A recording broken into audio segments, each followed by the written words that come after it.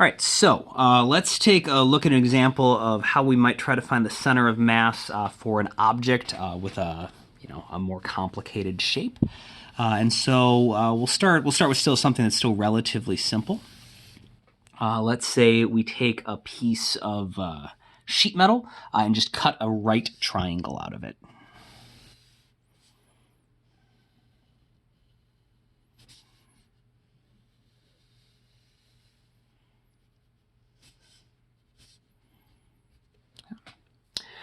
And our triangle is going to have a total length measured along the x-axis of L.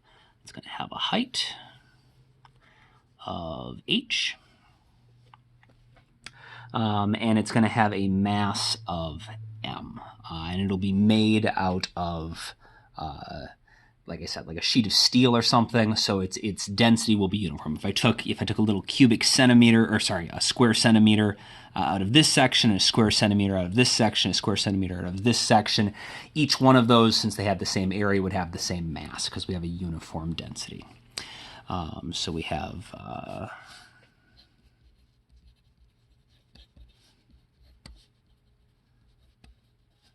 triangle of uniform density. Total mass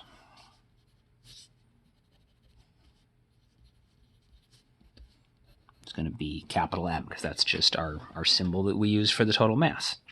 And we want to figure out its center of mass along the x-axis. So there's both the x-axis and the y-axis.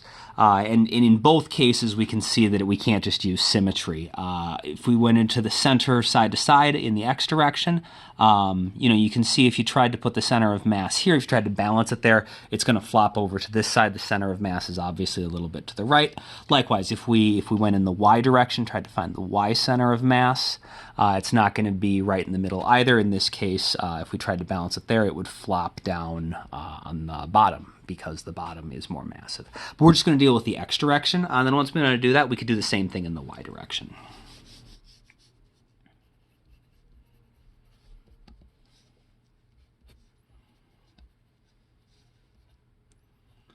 Trying to figure out where is the center of mass in the x direction.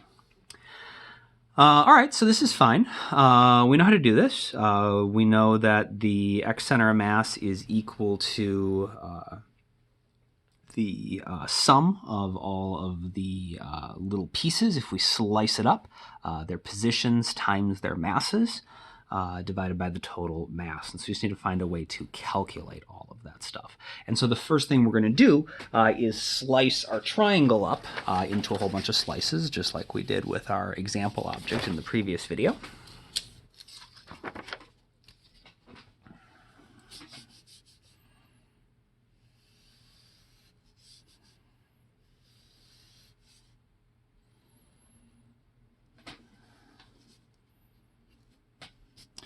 We're going to take and slice our triangle up into a whole bunch of slices.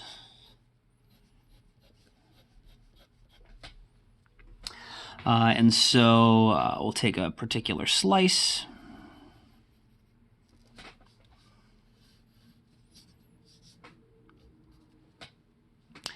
So we're going to have a whole bunch of slices. Each slice is going to have a thickness of dx, so kind of like a loaf of bread, we'll make each slice the same thickness, and we'll call that thickness dx. And of course, each slice also has a position, and the slice has a mass of dm. So slice the triangle up, and this mass the slice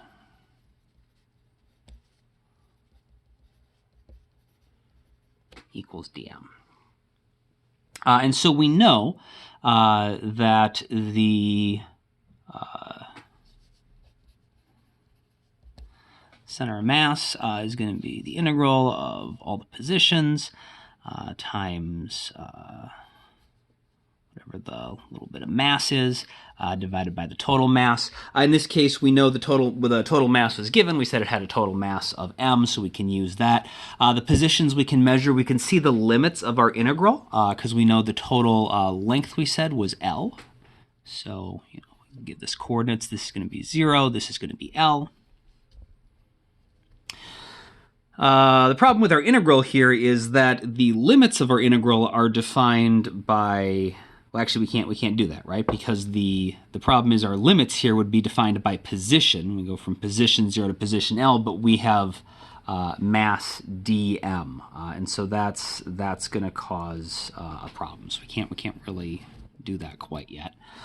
We don't know.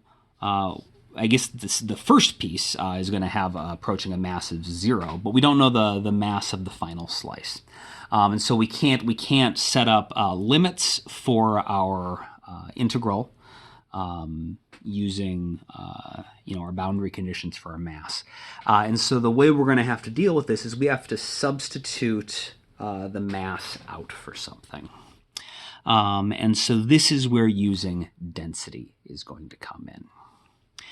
Here we have a two-dimensional object, and so we know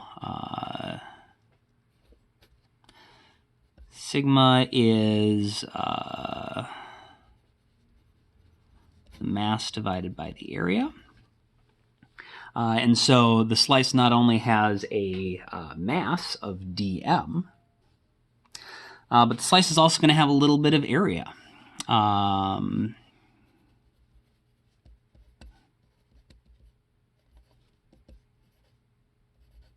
dA.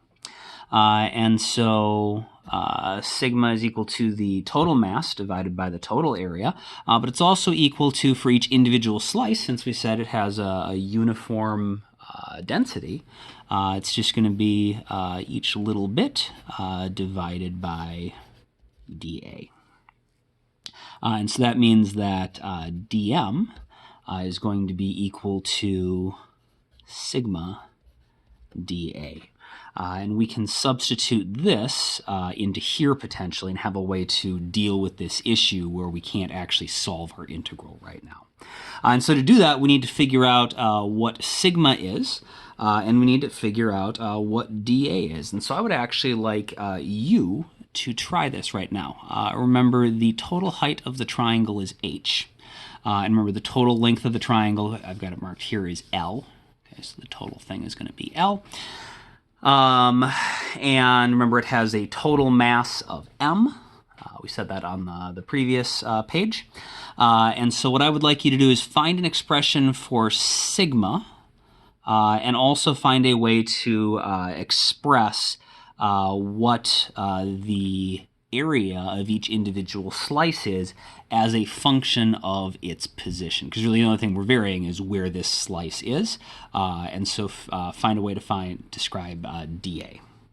So go ahead and pause the video and try that, and then unpause the video when you are ready. Okay, so I'll start with sigma because that one's easier. It's just the mass divided by the area.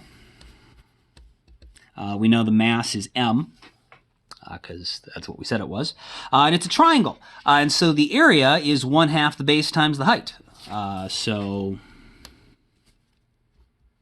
1/2 L times h, because the base is L wide, and the height is h. So this is just area of a triangle, right?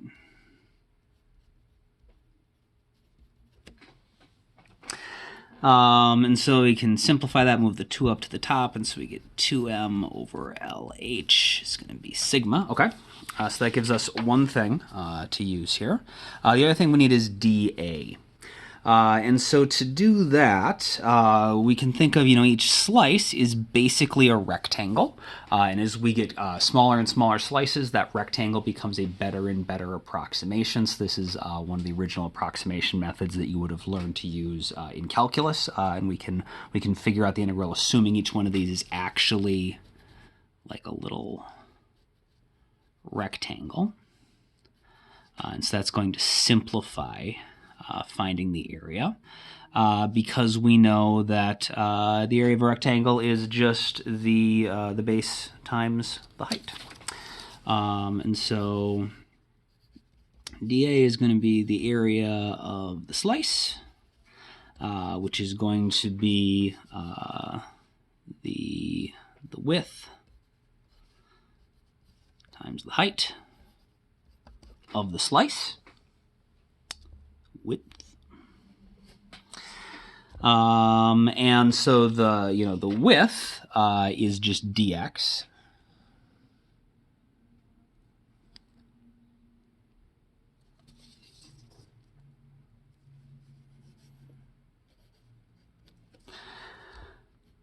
And then the height, we need to figure out a way to do that. And so if you hadn't actually figured this out yet, try to think about how would we figure out the height of our slice. So if you hadn't realized it was a rectangle, you hadn't done this, this is sort of the most challenging part of this, is figuring out or at least of the area part, is finding the height.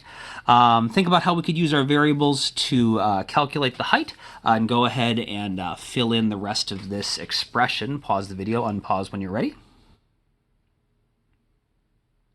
Okay.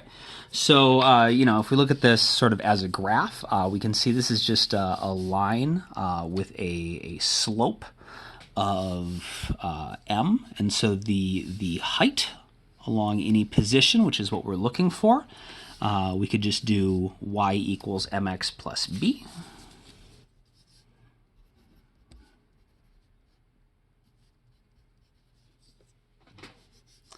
So the y value is going to be our height. M is going to be our slope. X is going to be our x position. All right, so we want to know what our position is. We want to know what our height is at that particular point.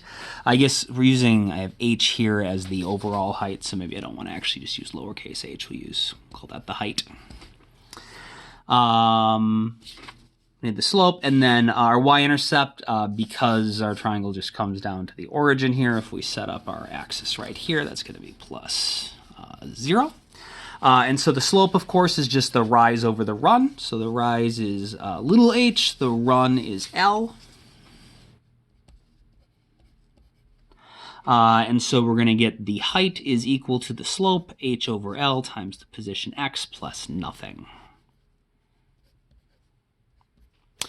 And then just using proper calculus notation, you always put dx at the end. So h over L, I'll maybe combine my h and my x into just have everything in the fraction, dx. Okay, so we have an expression for sigma. We have an expression for dA.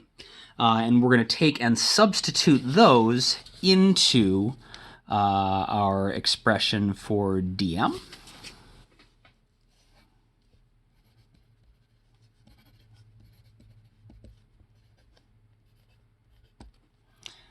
So that's going to be 2m over LH times hx over L dx. Our h's will actually cancel out. And so we'll get dm is going to be 2mx over L squared dx. And so we'll take and substitute that into our equation.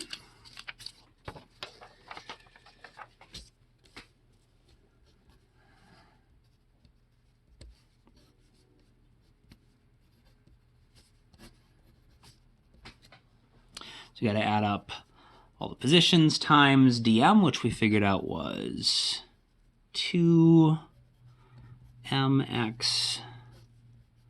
over L squared dx. Divided by the total mass. And so now we have an integral that's in terms of position.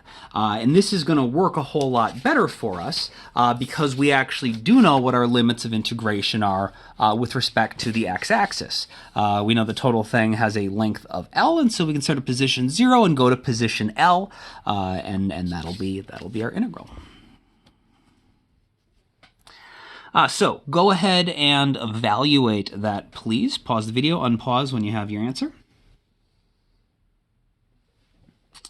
All right, so it shouldn't be too hard.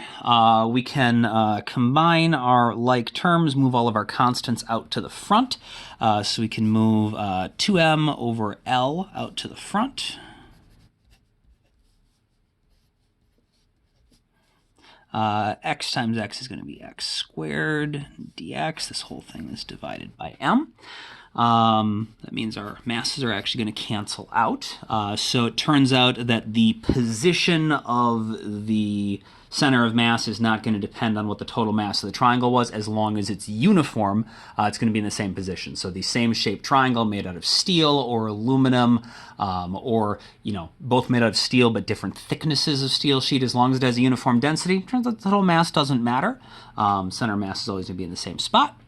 Integral of x squared, so this is going to be, it's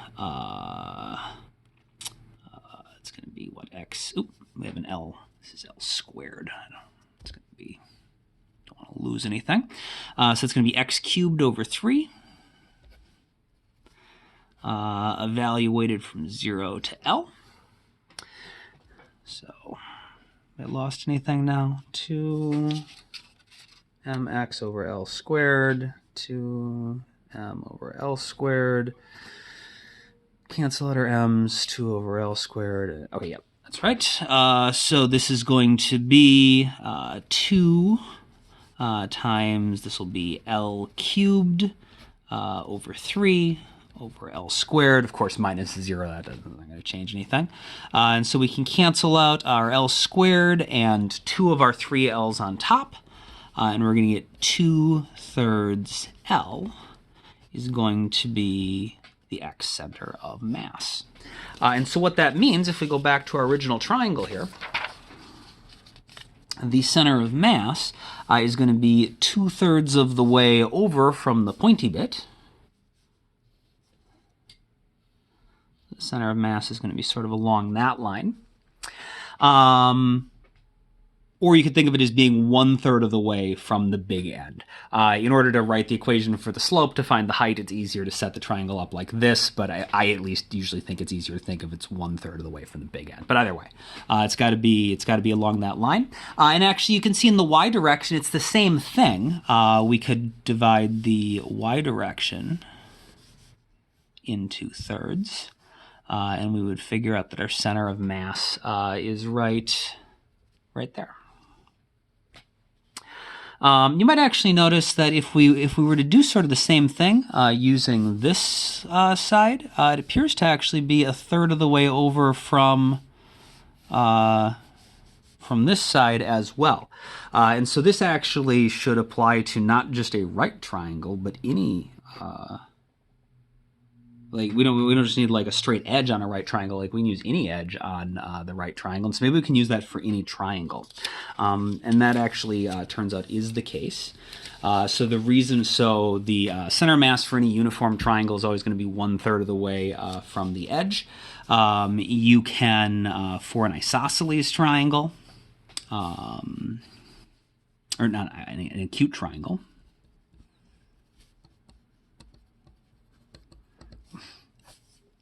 so an acute triangle is really, you can always just set it up on your x-axis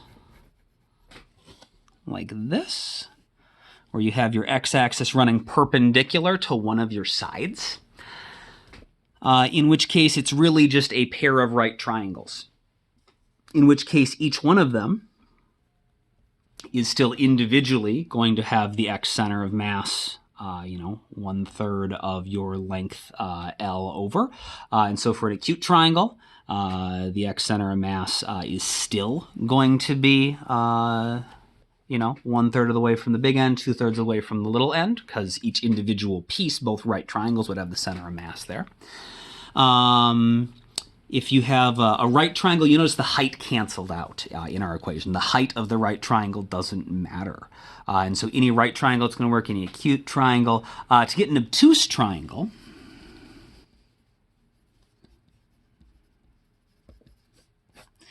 you could start with a right triangle,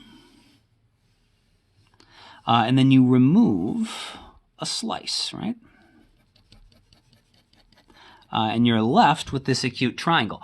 But when you took and sliced it into two pieces, we know the entire right triangle would have had its center of mass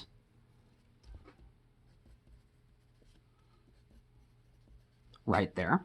And when you cut this slice off, it's still a right triangle, and so its x center of mass is right there, 1/3 of the way over from the big end, which means that the upper piece also has to have its center of mass 1/3 of the way over from the big end. And so it's a little weird. You got to measure like perpendicularly out from the side, right? But if you measured, your total length perpendicular to your edge, you can go 1/3 of the way to your length out, and that will give you where your center of mass is relative to that side.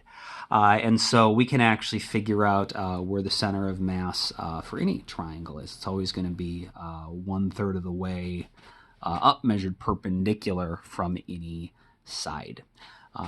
So this relationship that we found here actually works for any triangle. It's easiest to measure for a right triangle.